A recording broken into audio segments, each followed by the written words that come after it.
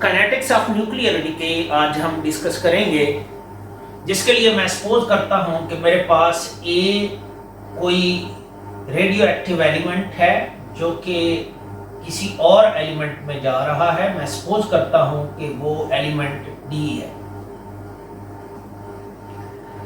हम सपोज करते हैं कि T0 पर A के जो इनिशियल नंबर ऑफ एटम्स हैं इन द सैंपल वो n0 है,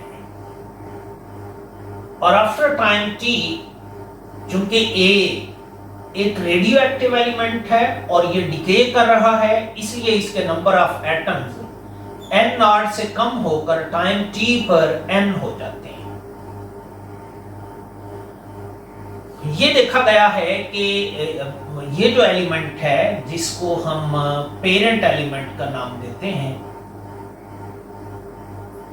ये रेडियो एक्टिव एलिमेंट है और ये डिके करके एक और एलिमेंट में जा रहा है जिसको डॉटर एलिमेंट कहा जाता है। और ये जो प्रोसेस है जिसमें एक रेडियो एक्टिव एलिमेंट डिके करके एक दूसरे एलिमेंट में चला जाता है, इस प्रोसेस को न्यूक्लियर डिके कहा जाता है।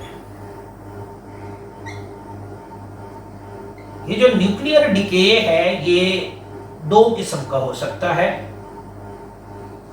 एक को अल्फा डिके कहा जाता है और जो दूसरा डिके है उसको बीटा डिके कहा जाता है।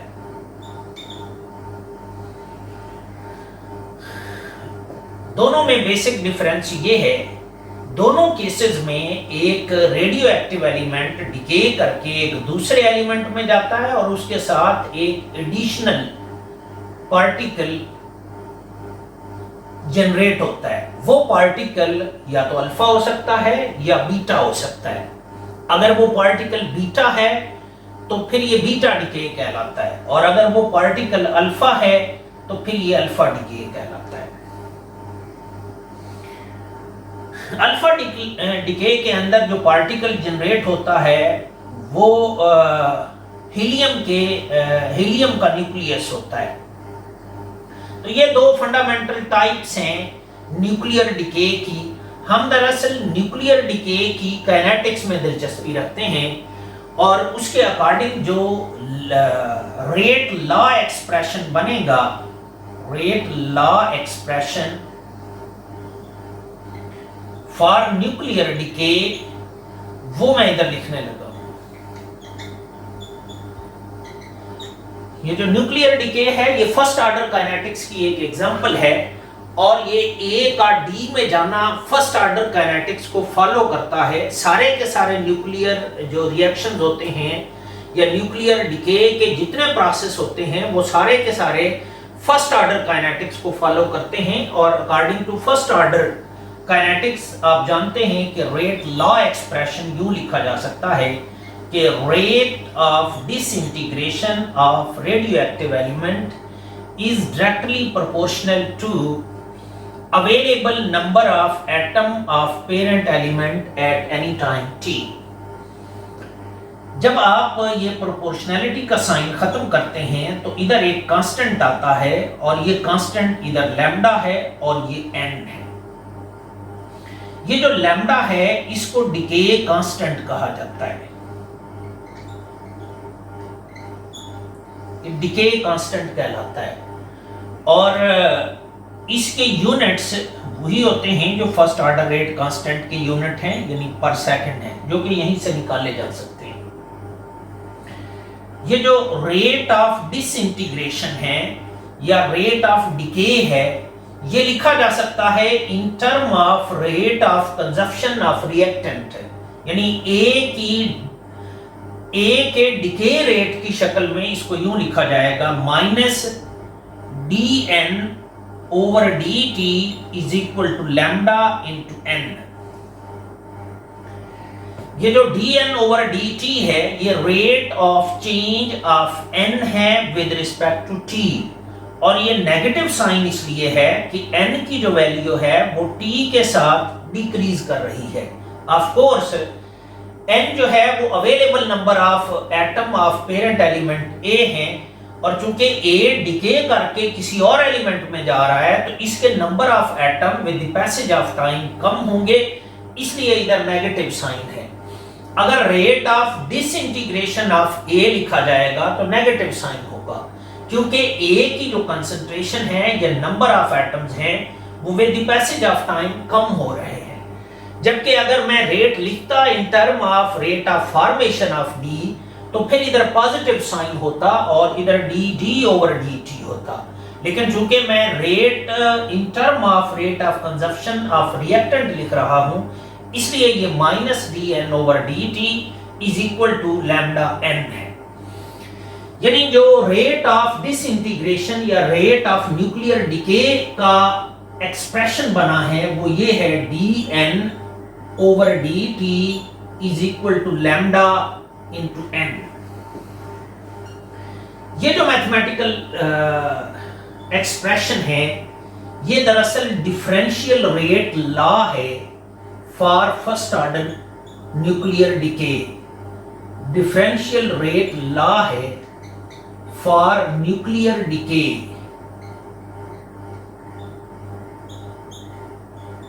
Differential rate law for nuclear decay, जिसमें ये जो dn ओवर dt है ये rate of disintegration of A है। रेट ऑफ डिसइंटीग्रेशन या rate of decay of A है, जबकि ये जो n है ये available number of atom of parent element A है। Available number of atoms in the sample of parent element A। इसके बारे में मैंने आपको बताया कि ये डिके कांस्टेंट कहलाता है। ये रेडियो एक्टिव एलिमेंट की नेचर पर डिपेंड करता है, यानी डिफरेंट रेडियो एक्टिव एलिमेंट के लिए ये जो लैम्डा है इसकी वैल्यू डिफरेंट होती है और इसके जो यूनिट्स हैं वो यहीं से निकाले जा सकते हैं।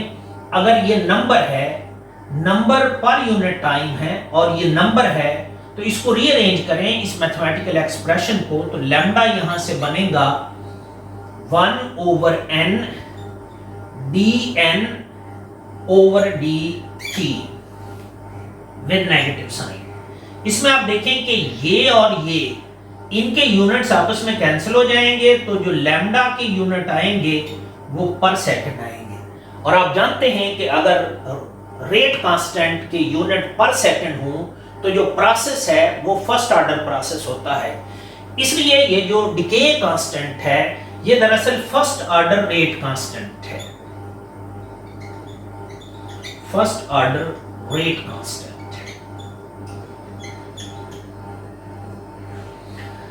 इस मैथमेटिकल एक्सप्रेशन को आप जरा गौर से देखें तो इसमें दो चीजें वेरिएबल हैं, एक n वेरिएबल है और एक t वेरिएबल है, और ये variable separable first order differential equation है। मैंने आपको बताया था कि डिफरेंशियल इक्वेशन इसलिए है कि इसमें n का derivative with respect to t मौजूद है, और फर्स्ट ऑर्डर डिफरेंशियल इक्वेशन इसलिए है, ऑर्डर डिफरेंशियल इक्वेशन का 1 इसलिए है कि n का first derivative with respect to t मौजूद है, और variable separable first order differential equation इसलिए है कि इसमें n और t वेरिएबल हैं और उनको आसानी से सेपरेट किया जा सकता है। सो ये variable separable first order differential equation है। ऐसी डिफरेंशियल इक्वेशंस को सॉल्व करने का तरीका ये होता है कि वेरिएबल सेपरेट किए जाते हैं और फिर इंटीग्रेशन की जाती है। यानी आपने जो डिफरेंशियल रेट लॉ लिखा है फॉर न्यूक्लियर डिके वो है minus dn over dt is equal to lambda into n। मैंने कहा ये variable separable first order differential equation है। वेरिएबल सेपरेट करें और इसको इंटीग्रेट कर दें, ये minus dn over n is equal to lambda into dt। मैंने वेरिएबल सेपरेट कर दिए हैं, n को मैंने एक साइड पर कर दिया है, t को दूसरी साइड पर कर लिया है। इसका भी इंटीग्रल लें और इसका भी इंटीग्रल लें। मैंने आपको बताया था कि इंटीग्रेशन के दो बेसिक रूल्स हैं। एक रूल ये है कि ये जो dx है, इंटीग्रल ऑफ dx, ये x plus constant of integration c होता है। इंटीग्रेशन का एक और रूल ये है कि अगर ये 1/x है, इसका इंटीग्रल लें तो ये natural log of x plus constant of integration c होता है। लेकिन ये वाला फार्मूला मैंने आपको बताया था कि तब वैलिड होता है जब ये डिनोमिनेटर में मौजूद जो वेरिएबल है इसका डेरिवेटिव इसके ऊपर मौजूद हो। मसलन x का derivative with respect to x वो 1 होता है और वो इसके ऊपर मौजूद है, इसलिए इसको इंटीग्रेट करते वक्त डिनोमिनेटर का नेचुरल लॉग लिखते हैं प्लस कांस्टेंट ऑफ इंटीग्रेशन लिखते हैं। यही दो रूल इंटीग्रेशन के मैं यहां पर अप्लाई करने लगा हूं, यानी ये minus integral of 1/n into dn is equal to lambda into integral of this। अगर आप n का डेरिवेटिव लेते हैं विद रिस्पेक्ट टू n तो वो 1 आएगा, जैसे x का derivative with respect to x 1 है, यानी n का derivative with respect to n 1 होगा, वो इसके ऊपर मौजूद है, तो इसको इंटीग्रेट करते वक्त डिनोमिनेटर का नेचुरल लॉग लिखते हैं अकॉर्डिंग टू दिस फार्मूला, यानी minus natural log of n will be equal to lambda into t plus constant of integration c। मैंने यहां इंटीग्रल और डिफरेंशियल को खत्म कर दिया है और मैंने इधर t लगाया है अकॉर्डिंग टू दिस फार्मूला कि अगर ये इंटीग्रल ऑफ dx है तो फिर ये वेरिएबल आएगा प्लस कांस्टेंट ऑफ इंटीग्रेशन आएगा। तो ये दो इंटीग्रेशन के रूल्स मैंने यूज किए हैं और मैंने इसको इंटीग्रेट कर दिया है।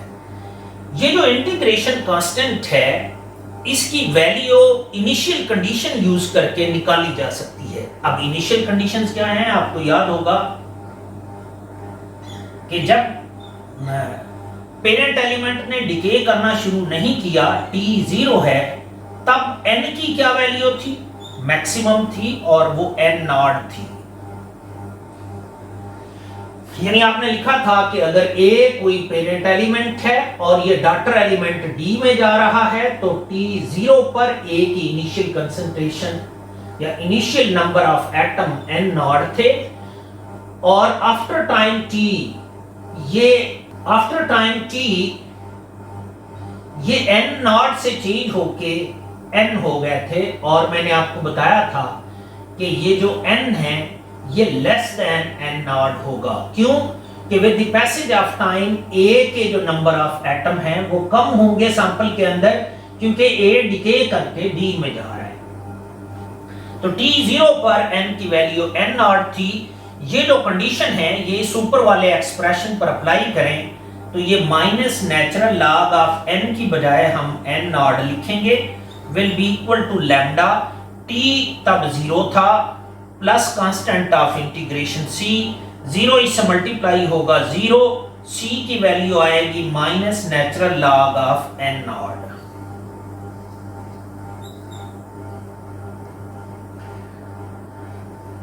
c की ये वाली वैल्यू आप इस एक्सप्रेशन में यहां पर पुट कर दें तो फिर ये वाला एक्सप्रेशन यूं बनेगा, minus natural log of n is equal to lambda into t minus natural log of n naught. मैंने c की वैल्यू इस एक्सप्रेशन में यहां से पुट की है। Minus natural log of n naught को आप इस तरफ ले जाएं तो प्लस हो जाएगा, natural log of n naught minus natural log of n is equal to lambda into t। इस पर आप लॉग फार्मूला अप्लाई करें कि log a minus log b, log a over b होता है, तो ये log of n naught over n will be equal to lambda t। ये भी रेट लॉ एक्सप्रेशन है फॉर न्यूक्लियर डिके, लेकिन ये इंटीग्रेटेड रेट लॉ है, इंटीग्रेटेड रेट लॉ है। जबकि ये जो था ये डिफरेंशियल रेट लॉ था for nuclear decay.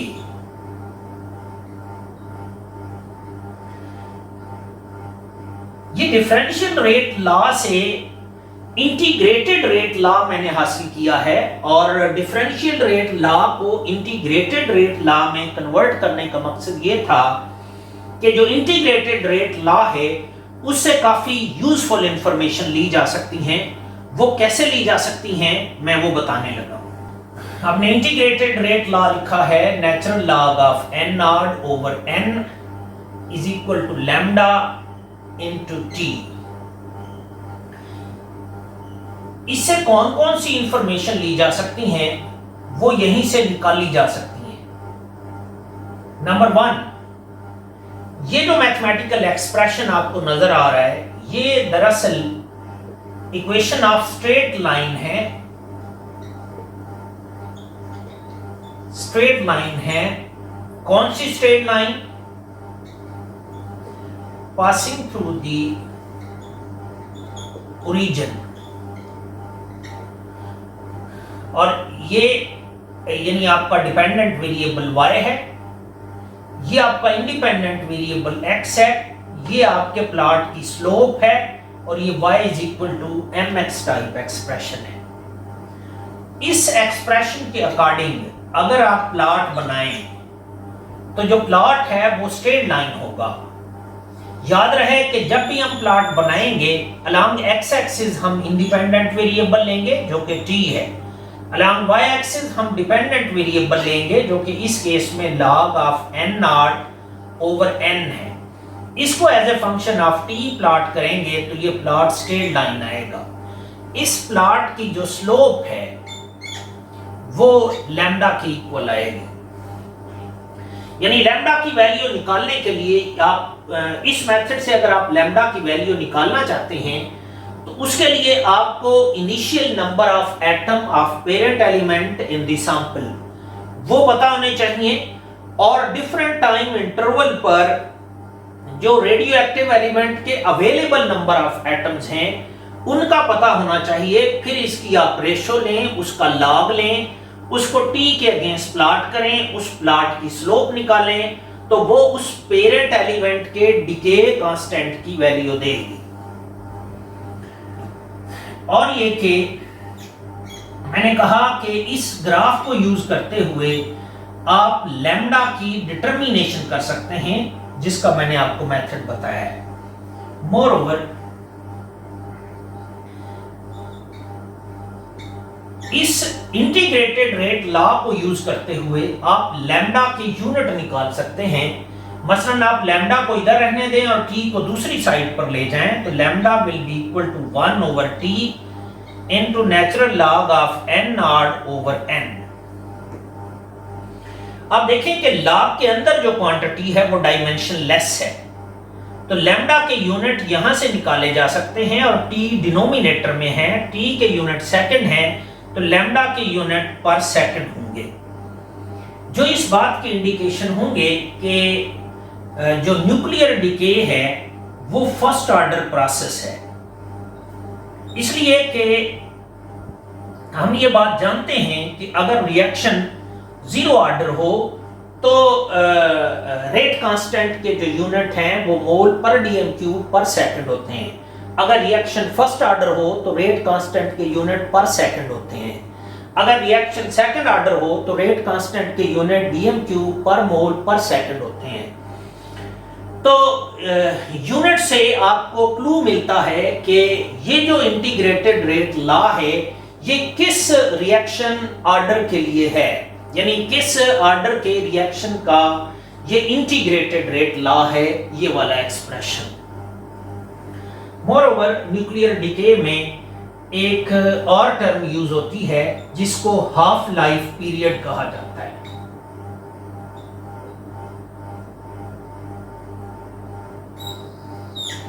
Half life period ये है कि मैंने आपको बताया कि A आपका पेरेंट एलिमेंट है जो डिके करके D में जा रहा है, और T 0 पर इसके initial number of atom n not हैं, और आफ्टर टाइम T ये n हो जाते हैं। एक टाइम ऐसा आएगा कि जब ये available number of atom initial number of atom के हाफ के इक्वल हो जाएंगे। वो जो टाइम होगा वो इस पेरेंट एलिमेंट का हाफ लाइफ पीरियड कहलाएगा।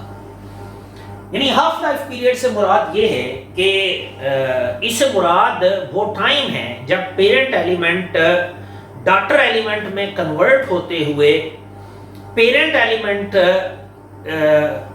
जो 50% उसके एटम हैं वो डॉटर एलिमेंट में कन्वर्ट हो जाते हैं, या वो 50% डॉटर एलिमेंट में कन्वर्ट हो जाता है, या इससे मुराद वो टाइम है जब पेरेंट एलिमेंट की जो अवेलेबल कंसंट्रेशन है या अवेलेबल नंबर ऑफ एटम्स हैं वो इनिशियल नंबर ऑफ एटम के हाफ के इक्वल हो जाते हैं। या आप यूं कह लें कि इससे मुराद वो टाइम है जब पेरेंट एलिमेंट के वो एटम जो डॉटर एलिमेंट में कन्वर्ट हुए हैं वो initial number of atom of parent element के हाफ के इक्वल हो जाते हैं। तो ये जो टाइम है ये हाफ लाइफ पीरियड कहलाएगा। यानी मैं हाफ लाइफ पीरियड को यूं डिफाइन करने लगा हूं कि जब available number of parent element A वो initial number of atom of parent element A के हाफ के इक्वल हो जाए तब तक जो टाइम गुजरेगा टी वो टी हाफ यानी हाफ लाइफ पीरियड कहलाएगा। सो ये वाली डेफिनेशन आप इस एक्सप्रेशन पर अप्लाई कर दें तो फिर ये वाला एक्सप्रेशन यूं बनेगा, natural log of n naught over n naught by 2 is equal to lambda into t half. जहां n था वहां मैंने n नॉट हाफ कर दिया, जहां t था वहां t हाफ कर दिया। इसको रीअरेंज करें, natural log of n naught over 1 into 2 over n naught is equal to lambda into t half. ये n नॉट से कैंसिल हो जाएगा, यानी ये नेचुरल लॉग ऑफ 2 जो है वो लैम्डा इनटू t हाफ के इक्वल होगा। और ये लॉग ऑफ 2 की वैल्यू आप जानते हैं कि ये 0.693 है और ये लैम्डा इनटू t हाफ है। Half life period for nuclear decay will be equal to 0.693 over lambda, यानी ये हाफ लाइफ पीरियड है फॉर न्यूक्लियर डिके और ये independent of initial number of atom of parent element A है। और ये कि half life period decay constant की वैल्यू पर डिपेंड करता है। डिके कांस्टेंट की वैल्यू ज्यादा होगी तो हाफ लाइफ पीरियड की वैल्यू कम होगी। मैंने कहा कि ये जो डिके कांस्टेंट है अगर ये आप इस मेथड से निकाल लेते हैं तो ये वैल्यू आप यहां पर पुट करें तो आप हाफ लाइफ पीरियड की वैल्यू निकाल सकते हैं। ताहम अल्फा की डिटर्मिनेशन का जो मेथड मैंने आपको बताया है उसमें एक ग्राफिकल मेथड था, यानी ये वाला जिसमें log of n naught over n को आपने as a function of t plot किया है और उस प्लॉट की स्लोप से आपने लैम्डा की वैल्यू निकाली है। इस मेथड से लैम्डा की वैल्यू निकालने के लिए जरूरी है कि आप initial number of atom of parent element जानते हो और available number of atom of parent element at any time t जानते हो।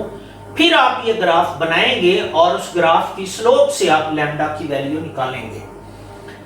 लेकिन अगर आप initial number of atom of parent element यानी n नॉट की वैल्यू नहीं जानते फिर भी आप लैम्डा की वैल्यू निकाल सकते हैं। कैसे? मैं उसके लिए इस एक्सप्रेशन को रीअरेंज करने लगा।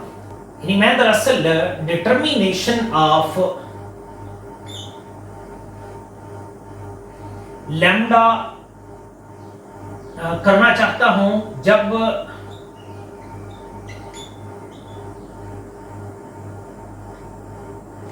Without availability of n not value, यानी हमारे पास n नॉट की वैल्यू नहीं है फिर भी हम लैम्डा की वैल्यू निकाल सकते हैं। उसके लिए इस मैथमेटिकल एक्सप्रेशन को आपको रीअरेंज करना पड़ेगा और मैं इसको रीअरेंज करने लगा हूं, यानी natural log of n not minus natural log of n will be equal to lambda into t।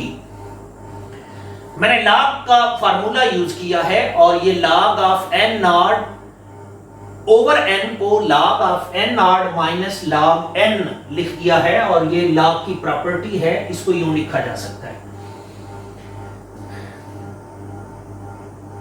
मैं दोनों साइड पे माइनस से मल्टीप्लाई करने लगा हूं। Minus natural log of n naught plus natural log of n is equal to minus lambda t। इसको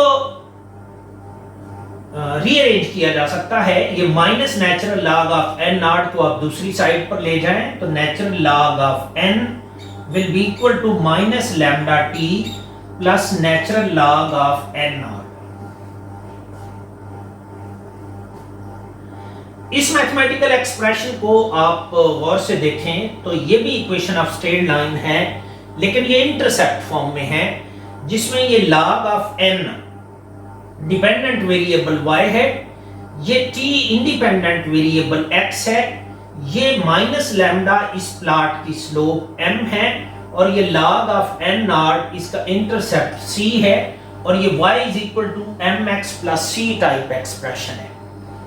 यानी log of n जो है वो t का लीनियर फंक्शन है, लेकिन इसके अंदर जो स्लोप है वो नेगेटिव है। तो इस एक्सप्रेशन के अकॉर्डिंग अगर आप प्लॉट बनाएंगे तो वो स्ट्रेट लाइन होगा, इंटरसेप्ट फॉर्म में होगा और स्लोप उसकी नेगेटिव होगी। जब भी आप प्लॉट बनाते हैं डिपेंडेंट वेरिएबल को अलोंग y एक्सिस लेते हैं, इंडिपेंडेंट वेरिएबल को अलोंग x एक्सिस लेते हैं। ये जो प्लॉट है ये अगर स्लोप पॉजिटिव होती तो यूं बनना था, लेकिन चूंकि स्लोप नेगेटिव है इसलिए ये प्लॉट यूं बनेगा।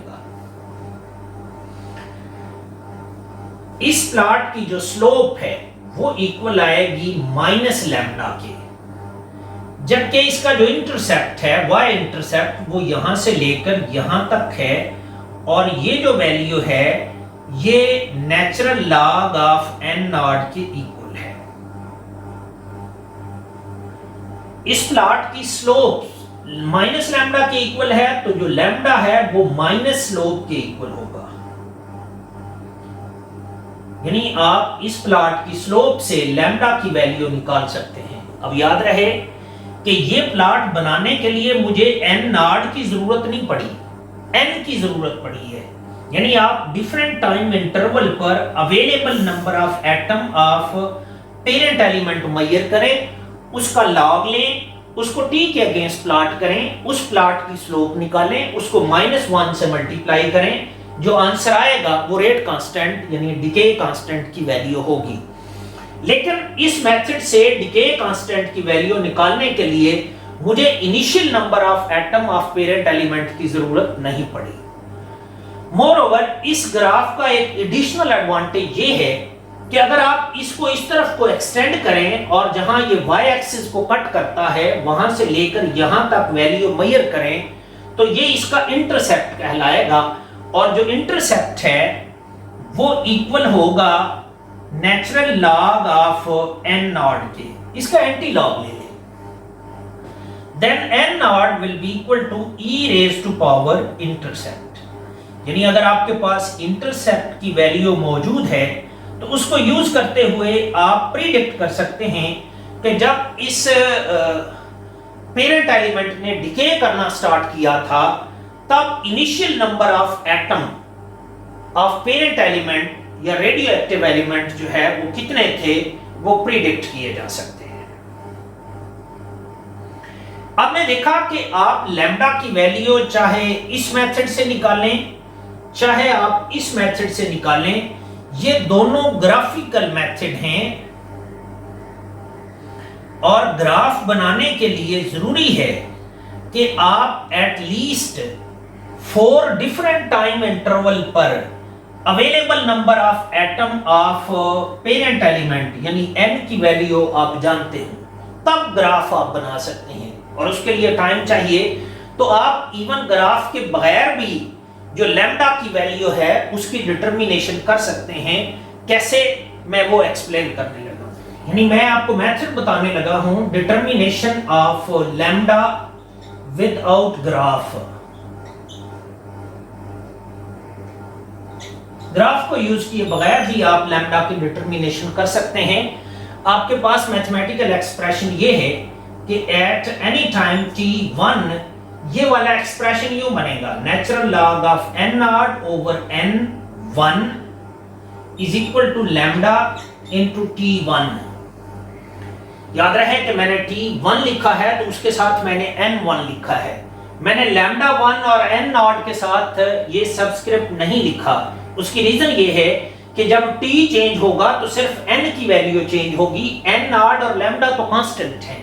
सिमिलरली अगर आप टाइम चेंज करके t2 कर देते हैं तो फिर ये एक्सप्रेशन यूं बनेगा, natural log of n naught over n2 is equal to lambda into t2।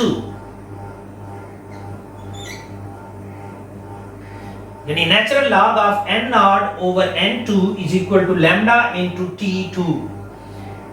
t के साथ मैंने 2 लिखा है और n के साथ 2 लिखा है, इसलिए कि t चेंज होगा तो n की वैल्यू चेंज हो जाएगी।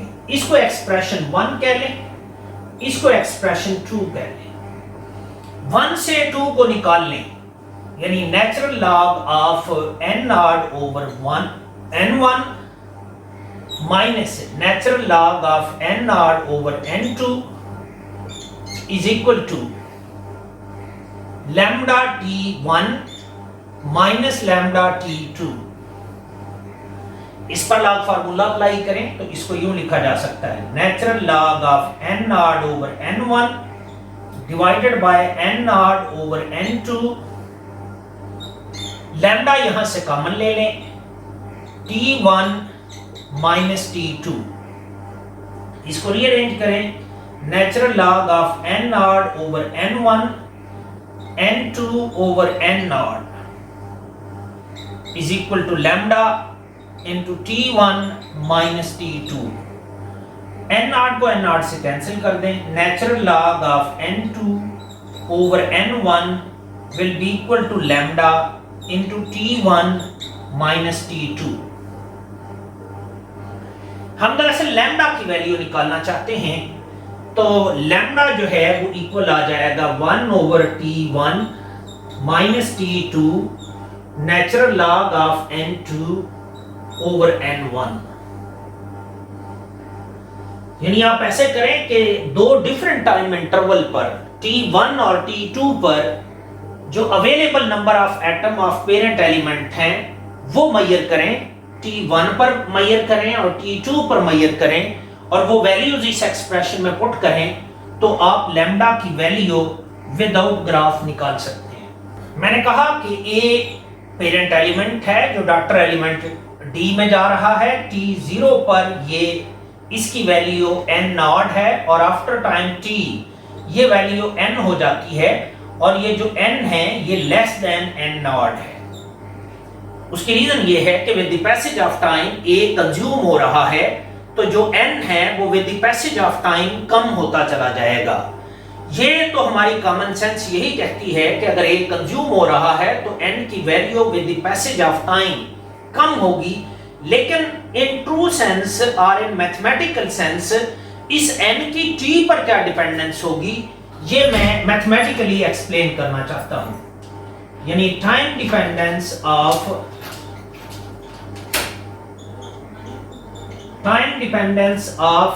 n। आपके पास मैथमेटिकल एक्सप्रेशन है log of n naught over n is equal to lambda into t। इसको यूं लिखा जा सकता है कि मैं दोनों साइड्स पे अगर माइनस से मल्टीप्लाई करता हूं तो minus natural log of n naught over n will be equal to minus lambda into t। आप जानते हैं कि लॉग फार्मूले के मुताबिक ये जो माइनस है ये यहां पर लिखा जा सकता है, तो ये natural log of n naught over n raise to power minus 1 is equal to minus lambda into t। इसको फर्दर रीअरेंज करके आप यूं लिख सकते हैं natural log of n over n naught is equal to minus lambda into t। दोनों तरफ अगर हम एंटी लॉग लेते हैं तो ये n ओवर n नॉट जो है वो इक्वल होगा e raise to power minus lambda into t के। n नॉट को आप दूसरी साइड पर ले जाएं तो n will be equal to n naught e raise to power minus lambda into t. ये मैथमेटिकल एक्सप्रेशन आप गौर से देखें तो ये भी रेट लॉ एक्सप्रेशन है फॉर न्यूक्लियर डिके और ये उसकी एक्सपोनेंशियल फॉर्म है जिसमें दो चीजें वेरिएबल हैं, एक n वेरिएबल है और एक t वेरिएबल है, बाकी सब कुछ इसमें कांस्टेंट है। मैं दरअसल ये देखना चाहता था कि n की t पर डिपेंडेंस क्या है, n t पर किस तरह डिपेंड करता है। इसको आप ज्यादा आसानी से समझ सकते हैं अगर आप इसको रीअरेंज करके यूं लिखें, n naught over e raise to power lambda into t। इस मैथमेटिकल एक्सप्रेशन पर आप गौर करें। अगर मैं t की वैल्यू को चेंज करता हूं, सपोज मैं t की वैल्यू बढ़ाता हूं तो ये वाली वैल्यू बढ़ेगी, ये बढ़ेगी तो ये डिनोमिनेटर की वैल्यू इंक्रीज करेगी, डिनोमिनेटर इंक्रीज होगा तो ये ओवरऑल वैल्यू डिक्रीज करेगी, यानी n की वैल्यू डिक्रीज होगी, t इंक्रीज होगा और n डिक्रीज होगा। Of course a parent element है जो कि with the passage of time consume हो रहा है, तो उसके available number of atom with the passage of time कम होंगे और एक्सपोनेंशियली कम होंगे। एक और इंपॉर्टेंट चीज कि अगर मैं t की वैल्यू को 0 कर देता हूं तो ये 0 लैम्डा से मल्टीप्लाई होगा, 0 e raise to power 0 will be equal to 1, then n will be equal to n naught. It means कि जब t की वैल्यू 0 थी तो n की वैल्यू 0 नहीं है, n की वैल्यू n नॉट है। और अगर t की वैल्यू इंफिनिटी हो जाए, आप नोट करें कि अगर मैं t को इंफिनिटी कर देता हूं तो इंफिनिटी लैम्डा से मल्टीप्लाई होगा तो ये infinity, e raise to power infinity will be equal to infinity, n naught over infinity will be 0। यानी जब t की वैल्यू इंफिनिटी हो जाएगी तब n की जो वैल्यू है वो 0 हो जाएगी। इसका ये मतलब हुआ कि जो पेरेंट एलिमेंट है, जो रेडियो एक्टिव एलिमेंट है, उसको कंप्लीटली डिसइंटीग्रेट करने के लिए इंफिनिटी टाइम चाहिए। यही रीजन है कि जब कोई न्यूक्लियर मटेरियल एटमॉस्फेयर में आ जाता है तो वो अनलिमिटेड टाइम के लिए डिके करता रहता है, जिसके ताबकारी असरात हमेशा रहते हैं। इसलिए कि किसी भी रेडियो एक्टिव एलिमेंट को कंप्लीटली डिसइंटीग्रेट करने के लिए या डिके करने के लिए इंफिनिटी टाइम चाहिए होता है। मैंने कहा कि ये जो n है ये t का फंक्शन है। अगर मैं n को as a function of t plot करता हूं तो ये प्लॉट क्या बनेगा, यानी मेरे पास जो इंडिपेंडेंट वेरिएबल है वो t है और जो डिपेंडेंट वेरिएबल है वो n है। अगर मैं n को as a function of t plot करता हूं तो जब t 0 था तो n नॉट के इक्वल था, with the passage of time n decrease करेगा और एक्सपोनेंशियली डिक्रीज करेगा, और ये n as a function of t है, यानी t 0 पर n की वैल्यू मैक्सिमम है और वो n नॉट है, और t इंफिनिटी पर जो n नॉट है वो 0 होगा। यानी रेडियो एक्टिव एलिमेंट को कंप्लीटली डिसइंटीग्रेट करने के लिए इंफिनिटी टाइम चाहिए।